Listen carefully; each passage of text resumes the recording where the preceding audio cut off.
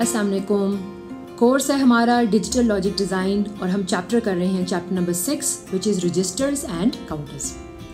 अच्छा, टाइम का अंदाज़ा ही नहीं हुआ कि हम बिल्कुल अपने लास्ट टॉपिक पे पहुंच चुके हैं, but we have covered so much. हमने फ्लिप फ्लॉप्स को स्टार्ट किया, उनको बनाया, उनको मास्टर स्लेव के थ्रू किया, फिर हमने उनको जे के और टी की फ्लिप फ्लॉप से देखा, हमने उनको एनालिसिस देखा, उनका डिज़ाइन देखा, फिर हम लोगों ने काउंटर्स किए, फिर हम लोग रजिस्टर्स के ऊपर आ गए, हमने डिफरेंट टाइप्स ऑफ रजिस्टर्स देखे।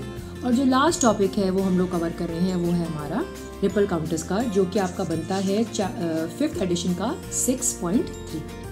अच्छा, रिपल काउंटर्स जो है दे आर एसिंक्रोनस काउंटर्स, यानी कि जितने भी फ्लिप फ्लॉप्स यूज़ होंगे उसमें they may not have the same clock, इनकी क्लॉक डिफर कर सकती है। और जनरली जो रिपल काउंटर्स हैं वो कैसे होते हैं, वो जो एक फ्लिप फ्लॉप की जो आउटपुट है, नॉट द क्लॉक, जैसे A0 या A1, वो दूसरे फ्लिप फ्लॉप की क्लॉक बनती है। और हम इसमें के मैप नहीं बनाते क्योंकि ट्रूथ टेबल के थ्रू हम लोग उसको नहीं कर सकते। हम ज़्यादातर इसको बाय ऑब्जर्वेशन ही करते हैं, ज़्यादातर क्या बल्कि हमेशा हम इसको बाय ऑब्जर्वेशन ही करते हैं।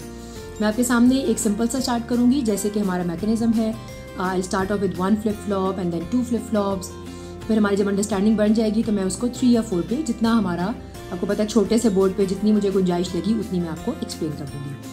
बाकी the examples are given in the book. I am also available, you know my email address, आप आराम से कर सकते हैं, स्नैपशॉट भेज सकते हैं and I will respond instantly. आपको पता ही है, चेक भी करके दे देती हूँ और at times are also send you the snapshot of the correct solution. So feel free, अगर आप सीखने को सिर्फ आप अपने आप को खुद रोक रहे हैं और कोई आपको नहीं रोक रहे। So let's begin with the topic is on ripple counters. मैं इसकी I be making 2 videos. The first video is going to be basic binary ripple counter के काउंटर है जो कि 0 1 2 3 4 5 कोई सीक्वेंस में चलता जा रहा है, वो बाइनरी सीक्वेंस है, जैसे कि हम जानते हैं कि बाइनरी नंबर्स इस तरह से होते हैं। और दूसरा जो है वो हमारा है BCD में आपको पता है थोड़ी सी कॉम्प्लेक्सिटी आ जाती है, because BCD has 6 of the letters, 6 of the numbers that are unused. 10 से लेके 15 तक के जो हैं हमारे पास नंबर्स वो अनयूज्ड हैं, उसकी वजह से हमें स्पेशल ट्रीटमेंट इसका करना पड़ता है। सो हम एक सिंपल सा भी कर लेते हैं, लेकिन पावर बहुत ज़्यादा है रिपल काउंटर्स में, क्योंकि एक बहुत ही डिफरेंट पर्सपेक्टिव आपको बताया जा रहा है किसी भी प्रॉब्लम को सॉल्व करने का। सो एक जो चीज़ हम लोग लगाई, एक बनाया हमने, उसके बाद हमने उसको फ्लिप फ्लॉप्स चूज़ किए, फिर हमने उसका state table, state diagram, excitation table सब कुछ बना के। So this is free from all those hassles. However, इसमें आपको ज़्यादा लॉजिक लगानी पड़ती है, ज़्यादा अंडरस्टैंडिंग लगानी पड़ती है। प्रोसीजर छोटा है लेकिन है ज़रा थोड़ा सा ध्यान देने वाला। पहला मेरा पार्ट है, मैं उसको स्टार्ट करूंगी विद बाइनरी रिपल।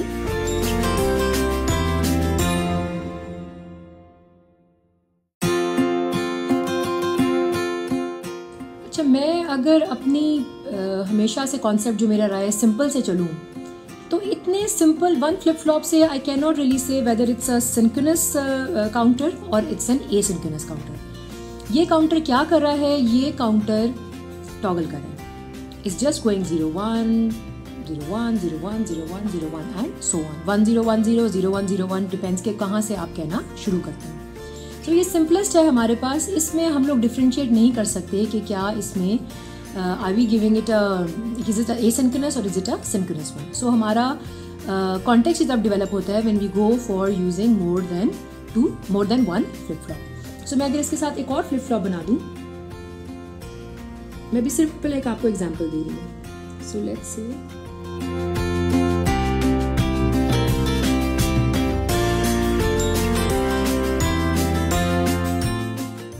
मैंने आपके सामने एक और फ्लिप फ्लॉप बनाया है जो कि थोड़ा सा अंडरस्टैंडिंग डेवलप करता है कि आपके रिपल काउंटर्स किस तरह से हैं। So as you will see your inputs T are all the same, they all have the value of 1 which means they are going to toggle. इन्होंने हर पॉइंट पे अपनी आउटपुट को, जो पिछली आउटपुट है उसको नेक्स्ट आउटपुट से टॉगल करना, दैट्स डन।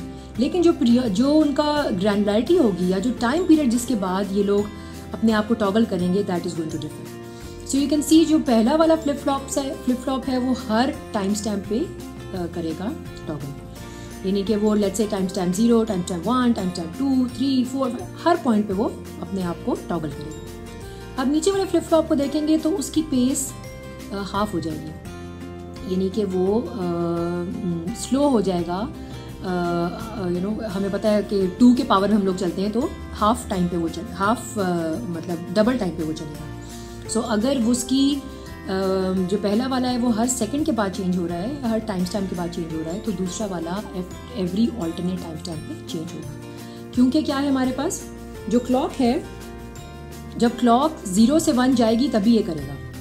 सो यहाँ पे 0 से 1 जा रही है और वो हर टाइम स्टैम्प पे क्लिक कर रहा है।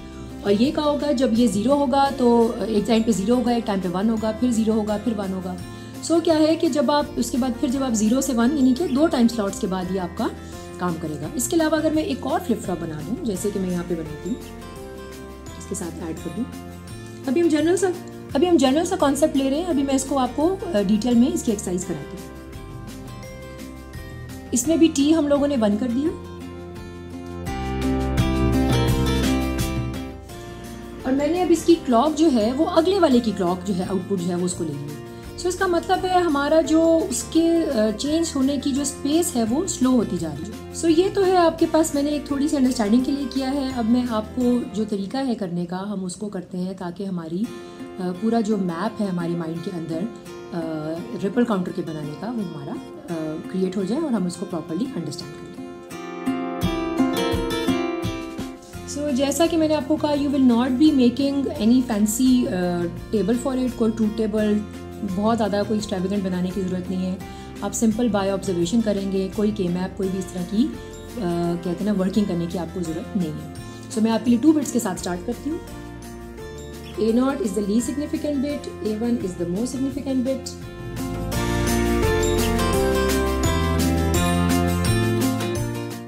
अब अगर आप इसमें देखें तो आप देखेंगे A0 हर टाइम स्टैम्प। अब ये टाइम स्टैम्प कौन डिसाइड कर रहा है? टाइम स्टैम्प हमारी क्लॉक, जैसे मैंने आपको कहा कि हमारी वाली क्लॉक हो सकती है, या फिर एक क्लॉक हो सकती है जो कि 24 आवरली चल रही है, या फिर एक 1 ईयरली चल रही है, या फिर नैनो सेकंड पे चल रही है।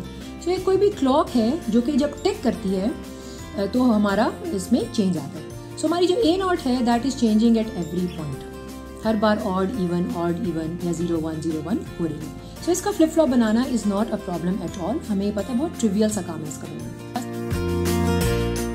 सो मैंने T को कर दिया 1, ये मेरी आ गई क्लॉक और ये मेरा आ गया A0। सो ये मेरा वो फ्लिप फ्लॉप है जो कि A0 को रिप्रेजेंट करता है 0 1 0 1। तो इसमें कोई भी एसिंक्रोनस या सिंक्रोनस होने का कोई भी ताल्लुक इसमें नहीं है। However, when we move on to the next most significant bit या next least significant bit, फिर हम देखते हैं कि इसमें चीज़ ऑब्वियस होना शुरू हो जाती है। सो आप देखें कि कब आपका जो है वो A1 कब आपका टॉगल करता है। A1 हर टाइम स्टैम्प पे, यानी कि ये टाइम स्टैम्प पे 0 था तो अगले टाइम स्टैम्प पे वो चेंज नहीं हुआ। फिर अगर इस पे चेंज हुआ है तो अगले पे चेंज नहीं हुआ। सो ये इसकी क्या है, फ्रीक्वेंसी इसकी हो गई है हाफ। सो ये क्या कर रहा है, एवरी अदर स्टेप पे वो अपने आप को चेंज कर रहा है। इसका मतलब है अगर आप इसको डिपेंड करें A0 से कैसे रिलेट करता है, आप देखें A0 की वैल्यू जब भी 1 से 0 आती है, यानी कि हम नेगेटिव एज की बात करें, वो ऊपर से नीचे आ रहे हैं। जब भी आपकी A0 की वैल्यू 1 से 0 आती है तो आपका A1 टॉगल करता है। जब भी आपकी वैल्यू 1 से 0 हो रही है तो ये आपका टॉगल कर रहा है। यहाँ पे भी 1 से जब आपकी वैल्यू 0 हो रही है तो ये आपका टॉगल कर रहा है।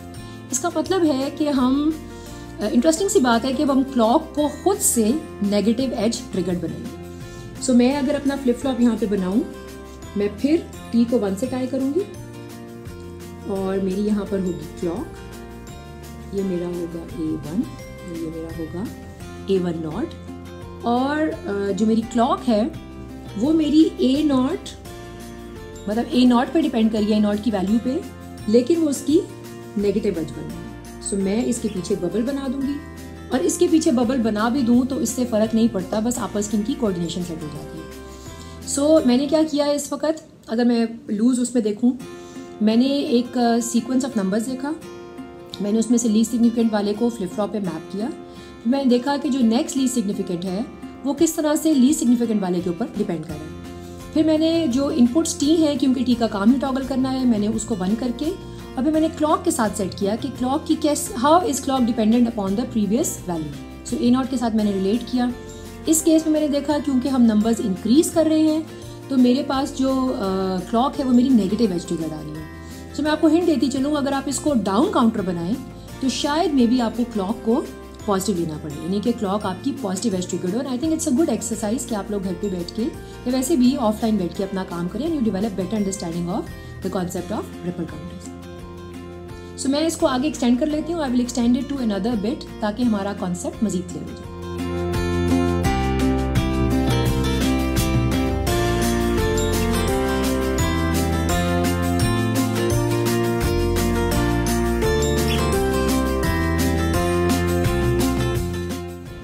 मैंने इसी एग्जाम्पल को आगे एक्सटेंड किया है और हम इसको बाय ऑब्जर्वेशन ही करेंगे। अब आप फिर एनालाइज करें कि ए नॉट आपका हर टाइम स्टैम्प पे फ्लिप हो रहा है।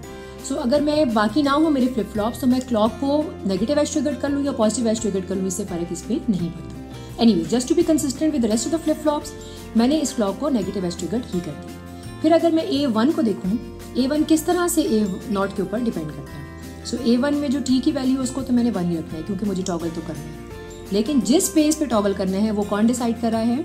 वो डिसाइड कर रहा है मेरे पिछले फ्लिप फ्लॉप की आउटपुट। तो मेरे पिछले फ्लिप फ्लॉप की आउटपुट जब भी 1 से 0 होती है तो मेरा A1 टॉगल करता है, ये मैंने आप लोगों को भी बताया था। इसी चीज़ को अगर मैं एक्सटेंड करके देखूँ कि A2 कब ट्रिगर होता है, A2 कब मेरा टॉगल करता है। सो A2 मेरा यहाँ पे टॉगल कर रहा है और यहाँ पे टॉगल कर रहा है। अगर मैं इसमें खाली A1 को देखूँ तो क्या मैं A1 से एनालिसिस निकाल सकती हूँ कि जब भी मेरा A1 पॉजिटिव से नेगेटिव जाता है, पॉजिटिव से नेगेटिव जाता है यानी कि 1 से 0 जाता है यानी कि नेगेटिव एज ट्रिगर्ड है तो मेरा A2 भी चेंज होता है। सो इसकी भी आउटपुट कोई बहुत ही आसान सी है। सो मैं यहाँ पे A1 को यहाँ पे लगा सकती हूँ। It is as simple as that. Yes, so ripple counters शायद हमें बहुत ज़्यादा, मुझे भी लगता है कि जैसे डिफरेंट से हैं, हटके हैं, लेकिन जब आप बनाने बैठे तो आपको बहुत ही आसान सा लगता है। एक ये कि थोड़ा आपको ध्यान दे के एक चीज़ को समझना पड़ता है, थोड़ा सा टाइम लगाना पड़ता है। So with this I will wind up ripple counters using T flip flops. मैं आपको अब एक और कराऊंगी ripple counters using D flip flops. मैंने आप लोगों को डी फ्लिप फ्लॉप्स ऐसे कराए थे कि डी वैसे तो हमने कहा कि बेचारा बहुत मासूम सा है, ट्रांसपेरेंट है, जो इनपुट होता है वो आउटपुट कर देता है एंड ऑल दैट, लेकिन डी से भी आप टॉगल करा सकते हैं। ये मैंने आपसे पहले भी डिस्कस किया था और मैं आपको अभी भी डिस्कस करके बताती हूँ। सो यही प्रॉब्लम अगर डी फ्लिप फ्लॉप से करना हो तो हमें क्या करना पड़ेगा।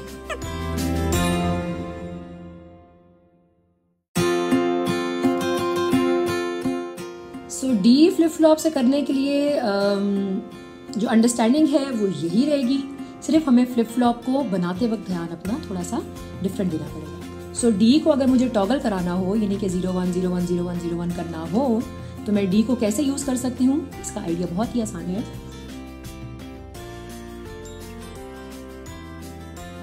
आप डी को 1 से तो जाहिर है कर नहीं सकते, अगर आप 1 करेंगे तो ये हमेशा ही 1 देगा, अगर आप इससे टाई कर देंगे तो ये हमेशा A नॉट की वैल्यू देगा।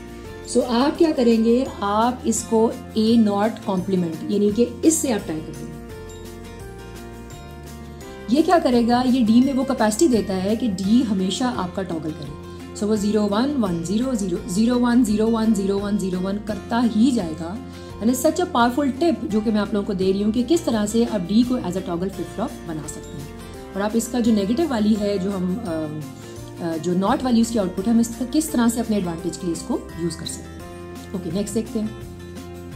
नेक्स्ट अब यहाँ पे देखो, हमें पता है कि ए नॉट जब 1 से 0 होता है यानी कि नेगेटिव एज ट्रिगर्ड है तो हमारा ये फ्लिप फ्लॉप टॉगल करता है। सो मैं अगला भी डी के साथ ही बनाती हूँ।